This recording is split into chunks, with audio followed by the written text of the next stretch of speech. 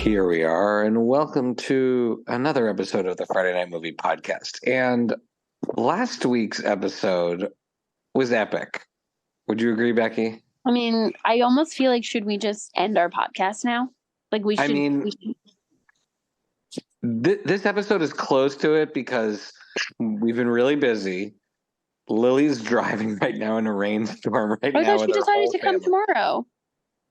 Did she change her mind and not tell me? Because I'm waiting for her at the Airbnb. She told me she wasn't gonna. I mean, like, listen, we're not gonna get into the logistics of it here, but it was gonna be bad either way.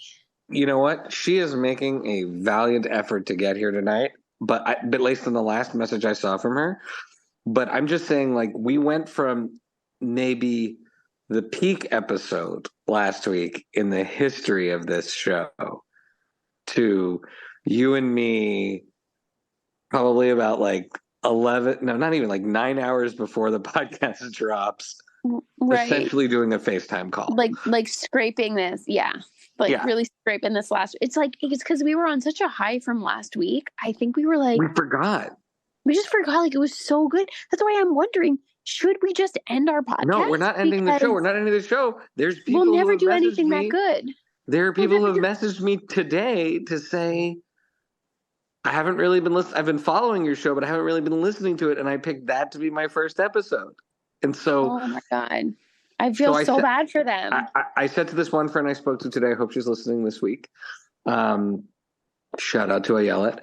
I said, well, you heard the best episode, so it's not like going to get better. Imagine you've never watched TV in your entire life. Like, you've never seen an episode of TV, and then, like, the first thing you decide to pick up is, like, I don't know, The Bear. And you're like, well, not even that. Episode 7 of season 2 of The Bear. Right, exactly. If you started there and you're like, well, I can never watch anything again because no TV will be this good. And to be clear, I'm not talking about episode 6, the one with all those amazing cameos. I'm talking about the one after that. The one after that, the Richie episode. Okay. Yeah. So I mean, this is a great theme in general. Like, what are other things that if you pick, like, right, like you pick up at the best part? You know, Dan Byrne has this great song. Dan Byrne, one of the greatest songwriters of our time, great friend of the show. Hasn't been on the show yet. I was about to say, has he been on the show? No, I mean, he's a friend. He's a friend to the family, the Cormans. We should keep our podcast going if we haven't had him on yet, because we should have him on before. I mean, Dan, it's a matter of scheduling. We love you, Dan. So Dan Byrne, everyone should listen to his amazing music. He has a song called Tiger Woods. Okay? Yeah. Tiger Woods, it's one of his most famous songs. And in that song, well, there's a lot of things going on in that song. But I believe it's the second verse, he talks about how he has a friend whose goal in life, this is going to get R-rated here, people, but whose goal in life was to go down on Madonna. And then, I don't have the order of the lyrics right, and then in Rome one night, he went down on Madonna. But then he says to himself, too soon. I went down on Madonna too soon. Life is shit from here on in. And I do worry if you listen to that last podcast episode, that's how you're going to feel about the rest of our show. Especially if, like, this is your next one and you're like, why is the audio so bad? What are they even talking about? Like, I'm so sorry. So let's, we haven't talked about pop culture in a while. We have been avoiding it in solidarity with all of the amazing artists in the WGA strike and the SAG strike. And we want to remind everyone, we have the link in our bio to donate to the Entertainment Community Fund. We are going to continue to talk about movies and TV because that is what this show is about, but we're not going to do like hardcore promoting of specific, new things or anything like that. We're just going to talk about it the way normal people talk about it, but this is not in a promotional capacity by any means. So are there other things though, where if you like picked it up at a certain point, you would have peaked, like accidentally peaked? yeah, like, are we just talking shows and movies and stuff? Yeah, show anything. I mean, it could be music, it could be movies, it could be shows, it could be a play. I don't know. Like, I'm actually, for me, I'm thinking about something that's food related. So, like, if you're in the United States of America, right? You're in the United States, and so you're not like in Thailand, because I'm not going to speak for like Thai food itself. Let's say you're in America, and the first pad Thai you ever try in your whole life is at Funky Elephant in Berkeley. That's it. Like, you just like don't bother ordering it anywhere else. You're just going to think are it's you terrible saying unless you order it from there. pad Thai tastes that remarkably different in Like, places? that remarkably good at this one restaurant, Funky Elephant, that I feel like if that was the first one you ever tried, and I'm not speaking for Thailand itself, like I'm not including that. I'm talking for an American who's never traveled to Thailand. You would be like, and then you had it somewhere else, you'd be like, what is this like? It is so good at that restaurant. And it's not like a fancy restaurant. It's not a fancy pad Thai. It's just like this one. That's what I think, because I'm trying to think of maybe an album of an artist where if you listen to that album first, maybe you'd be like, that's a good example. Yeah, I guess there's some. But I don't want to say like your other work isn't as good. So I'm trying to, think of something that's not exclusive to a single. No, but there are great bands where I think once you listen to, if you start with the best album and you like, sometimes you need to go. Give you here we go. I have another example. Like the first Counting Crows album that I ever really listened to is, now I can't think of it, which is the one that's live. Live Across the Wire. Live Across the Wire. There we go. 2 discs. Right, the 2 disc Live Across the Wire. There's also the Amsterdam one that's really good too. But you're listening to that, and then you go and try and listen to a studio album of the Counting Crows, and you're like, "What? What is this? That's not your music." Oh, okay. I see what you're saying. I mean, I was very immersed in their studio stuff before that album came out. I was so excited. That's what I'm saying. But I'm pretty sure you and Lily had like my copy of that. Yeah, 100%. Before you, because I don't know where my copy is. By the way, I'm just saying. I don't know where your copy is either. Sorry, from 1990. What year? What year do we think that came out? I'm gonna say 1990. I think it covers the first 2 albums. So let me guess, 1996. I was gonna say, because I didn't hear it for sure until 98 or 99. Wait, Google it. I can't. All right. Oh, I guess we're both on our phones right now. We're both on our phones, you dum-dum. Okay. I'll just look. Please. I don't want to wait for you. Wire. All right, let's see. That's a great album, by the way. No, I'm spelling it really wrong. Oh, it was released in 98. Okay, I was off by a couple. Oh, so I'm saying, okay, I heard it probably 99, July 13, 1998. So I probably started listening to it. Oh, yeah, that's summer. Oh, you know what? July came out in summer, where we would have been at camp. We would have been listening to lots of Counting Crows. That feel like that segues. That segues great to our topic of the day. We're going to talk about, and again, we've been really trying to, we haven't been talking about the big movies. There have been amazing things that have come out, but we're not talking about them because we're trying not to, sort of, as much as we want to support the actors, we're trying not to support the big mega machine right now. But we love talking about actors. So I wanted to mention, so here's the question of today, Becky. Mm-hmm. What actors come to your mind when you think of summer? Now, of course, you may talk about some of their performances, which is fine in movies. Like for me, the first one that comes to my mind is John Travolta because of the song Summer Lovin'. Oh, even though that movie doesn't take place in the summer. Well, they're talking about the summer in it. Quite a bit. And I just think summer. Whereas okay, no. So we'll go back and forth. Yeah, no. Right now, that's like when your Peloton instructor starts singing along to the music. No one wants that. So, I think of John Cusack because, for me, like as soon as you said who comes to mind, I was like, oh, John Cusack, because Say Anything, which I saw a billion times growing up, takes place over the summer. And I always think of, like, for me, it's like such like a summer romance movie, because his first date with Lloyd and Diane's first date is prom, is senior prom. And then their whole romance is that summer. And it's the end of the summer when she's going to go start school in England that, he runs away with her. And so he's just like, that was the first thing that came to mind when you're like summer movie. It's John Cusack can say anything. That's what comes to mind. That's really interesting. Wait, Lloyd, is that the one where he's called Lloyd Dobler? Yeah, that's Lloyd Dobler. What's his name in Better Off Dead? Not Lloyd Dobler. Also Lloyd Dobler? Not Lloyd Dobler. Let's Google that. Okay. All right. So let's see. I have another summer one I gotta say that I think of is Jerry Orbach. Jerry Orbach? Yeah, he played Lumiere as well. Jerry Orbach. Yeah, because he's the dad in Dirty Dancing. Oh yeah, Dirty Like Dancing. Other people might have said Swayze or Jennifer Grey, and yeah, I think you're like Orbach. I know you got Penny in trouble, right? Isn't that his line? Yeah, I know you're not the one who got. Oh, I know Penny you're not. Trouble. Sorry. That's that's a very important moment. Iconic. All right. So who else is another? Wait, hold on. I'm picking the strangest actor here. Oh, his name is Lane Meyer in Better Off Dead. Oh, okay. All right.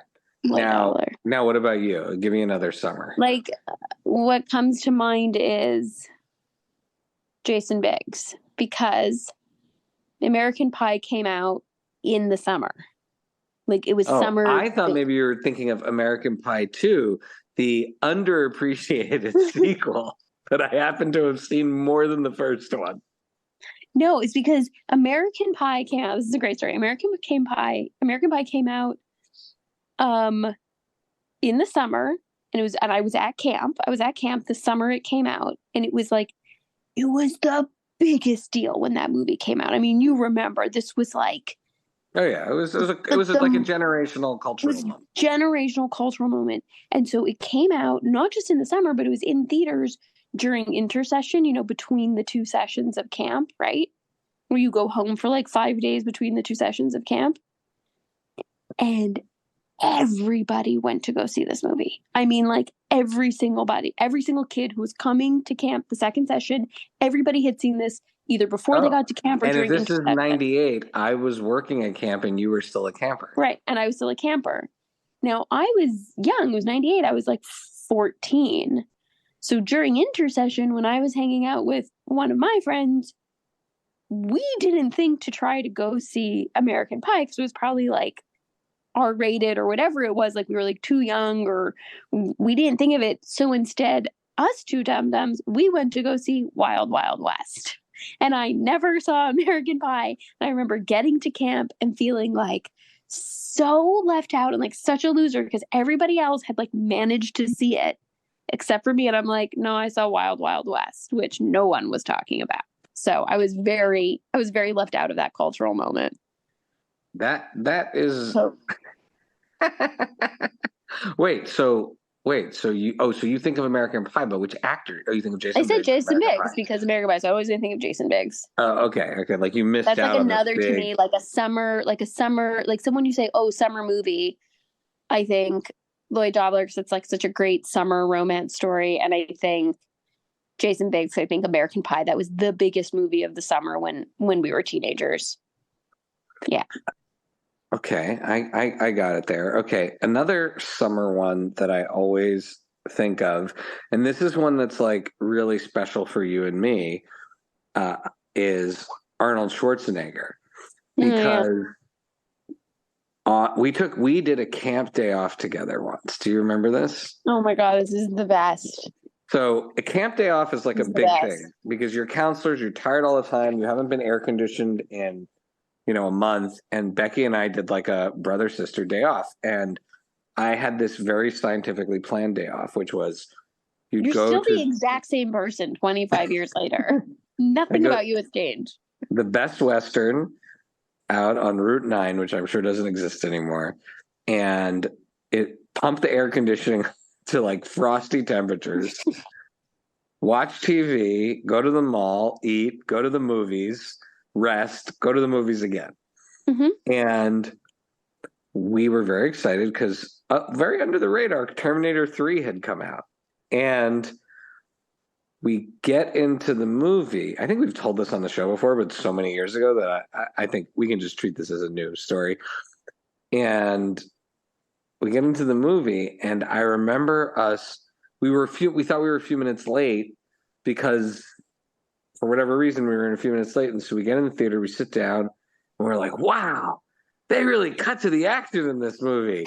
There's no slow Terminator, just like full ramp up, crazy shit happening, huge. And there's two Terminators already. It is so bold to start this movie with a massive, and they're not telling you anything. Like, we have no clue what's going on. This is a wild ride. Exactly. Claire Danes is just running around. Like, wow, there's so much happening here. And then 15 minutes passed. Maybe it's like 15 minutes, 20 like minutes. A half hour. A half hour, 35 minutes or so. We see, everyone's seen spoilers for Terminator 3, okay? Which I think actually the best part of this movie is, in fact, the ending. I wouldn't know. I never saw the first half. So John Connor, once again, I think the Terminator sacrifices himself. And John Connor and his girlfriend, they ride his little motorbike out to this place where they're supposed to hide. And you find out that it was all a trick to get him there so he could survive those machines coming alive and destroying the Earth. And essentially where it leaves you is the events of the previous movie, or this is maybe an alternate timeline, didn't really undo the future. And it ends with the entire world being nuked and like John Connor surviving in this underground shelter. And we were like, whoa, this is wild. But we didn't know it was the end. We figured, like, this is crazy. This is how it's going to start. We're going to see John Connor start the revolution and everything. Nope, it was the end of the movie because I guess it was playing in two different theaters, and we walked into the wrong one. Yeah. So I would say the last 35 minutes of Terminator 3 is excellent. Fantastic. The truth is, it's hard for me to think of summer movies because as a kid I was at camp, until I was like 20 years old. I was at camp every summer. So like my memories of summer movies are really random and obscure because it would be like there was like every couple of years at camp they would just take you to the movies one day for your field trip day. They would just bring us to the movies. So like for me, I'm like, oh, summer movies, Runaway Bride, I saw that at camp. But like I don't feel like I have a lot of good summer movies. And then as an adult, I mostly lived in the Bay Area where there are no seasons. So I have no way of marking time or knowing like when summer was. Yeah. Well, that is super wild. Okay. Let's just talk for a moment about some of the feedback we got on the last episode before we jet. This is, again, a short episode that's basically a commercial for the last week's episode. Just go soak that up. If it's your first time listening to the show, listen to that episode. The three of us will regroup, give you something normal next week. But we haven't missed a week in 6 years, so we're not going to miss one now. We're not going to miss one out. And I want you to know I managed to squeeze in watching a whole season of a show this past week. So I do have things to talk about. Well done. I have been only listening to wrestling podcasts. I'm fully aware.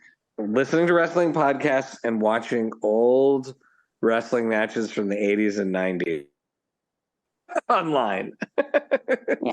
It's a real we're in a real we're in a real comfort food zone right now with our show watching. Yeah. And so what's I know that we got like a hilarious message from cousin Shelly.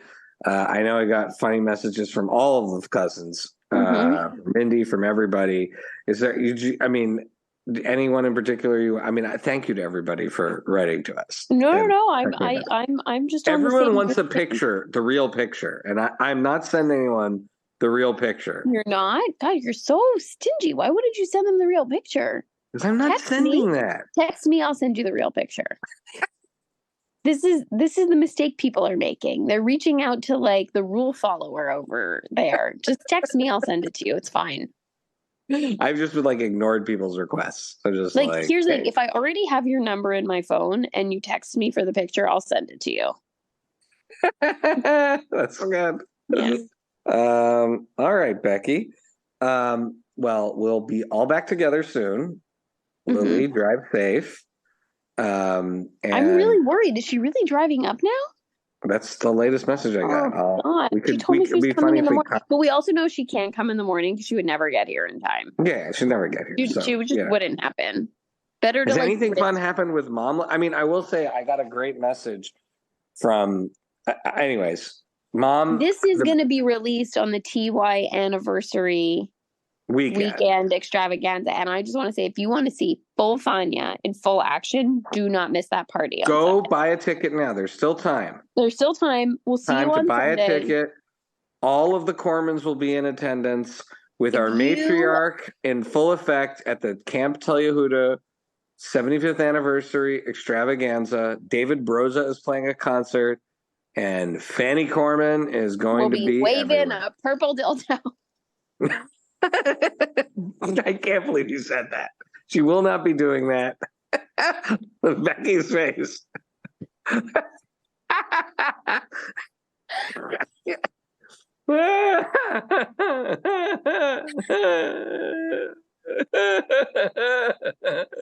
She will not be doing that. Dad will be there. All the kids. And so, with that, have a great week, everyone. Love you, Beck. My Becky can't talk. She's laughing so hard. That's how you're going to end every episode from now.